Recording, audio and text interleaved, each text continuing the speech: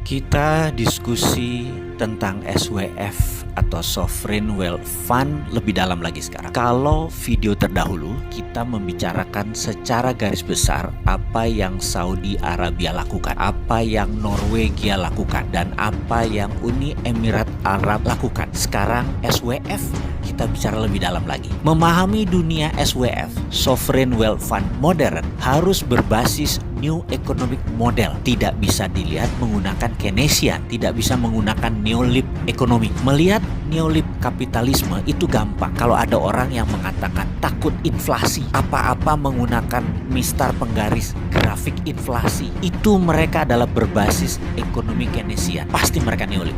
New Economic Model bisa nggak ada inflasi walau duitnya dicetak dari tin air, dari angin. Contoh sederhana, kalau kita cetak uang 100.000 dari angin, lalu kita kasih ke mbok-mbok di pasar, uang tersebut dia beli 10 kilo jagung misalnya.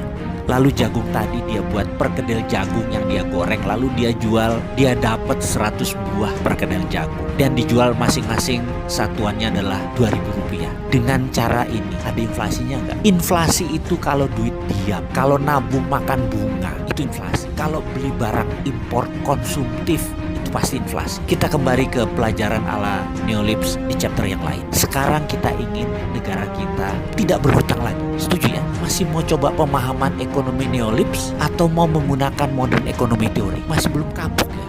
Masih belum kapok ya utang? Masih belum kapok ya defisitnya besar? Atau mau menggunakan sesuatu yang revolusioner? Sekali lagi, sekedar mengingatkan, kita negara kaya mineral, terutama logam mulia seperti emas, perak, platinum, dan banyak mineral jarang atau rare earth yang tersedia di muka bumi Indonesia ini. Segera lakukan audit atas aset tersebut. Berdasar pasal 33, kekayaan alam beserta isinya milik negara. Gak boleh milik swasta atau dijamin-jaminin.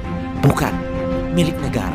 Setelah diaudit, maka kita akan mendapatkan jumlah deposit. Sekali lagi, jangan pikirkan bagaimana sulitnya nanti nambang, bagaimana di mana areanya, ada yang open pit atau bagaimana nanti teknologinya, refinery smelternya mahal. Itu urusan swasta, itu urusan partikelir. Nanti kita nih negara, kita di atas swasta. Jangan pikirkan dulu mengenai teknologi, cara tambang dan lain sebagainya. Dalam SWF, Sovereign Wealth Fund, di dalam New Economic Model, mineral tadi tidak akan pernah ditambang. Ingat, tidak akan pernah diproduksi karena bukan untuk kebutuhan tambang yang seketika. Bukan, kita tidak memerlukan materialnya. Nanti sovereign artinya kedaulatan. Maka kita bicara siapa yang punya logam mulia, mereka berdaulat. Ingat itu kata-katanya. Yang punya logam mulia mereka berdaulat. Jauh di atas dolar, jauh di atas yuan. Kita hitung misalnya cadangan emas Indonesia, katakanlah setelah kita audit ternyata ada 100.000 ton. Angkanya sekitar itu memang. Dan itu ada di perut bumi Indonesia.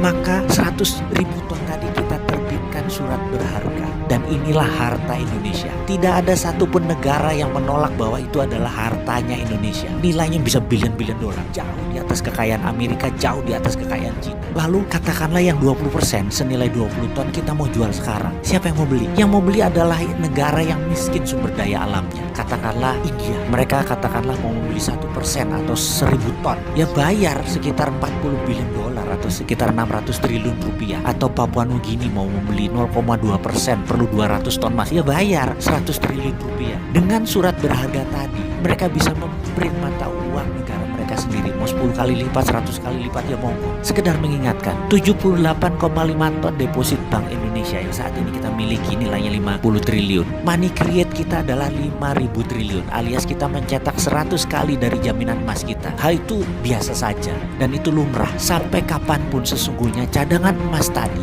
tidak perlu ditambang atau diproduksi. Itu namanya sovereign wealth fund dalam arti sebenarnya. Kalau kita sendiri bagaimana? Kita mau nanya, berapa yang mau di-print? Berapa yang mau dipakai? Semua tergantung proyek berlapis 12 minimum. Lapis 12 itu seperti begini sederhananya. Kita punya 30 warteg. Kita mau buat warteg tersebut menjadi 100. Untuk menyuplai warteg tersebut kita perlu supplier ayam, perlu telur, perlu beras, jaringan distribusi, pupuk. Semuanya ikut dibangun. Sampai sawah, padi, pupuk, semua tanaman, pestisida, pabrik drone untuk nyiram pupuk cair tadi, semua dibangun sekaligus berlapis 12 tadi. Jadi jalan tol yang saat ini dibangun harus 100% produk lokal. Kendaraan yang isi pun TKDN-nya, lokal kontennya harus di atas 80%. Kalau perlu pakai baterai listrik yang 100% buatan Indonesia, sehingga tidak impor BBM. Dan kendaraan itu pun mendistribusikan hasil pangan, pupuk yang semua buatan Indonesia. Kalau bangun jalan tol, besinya impor, isinya kendaraan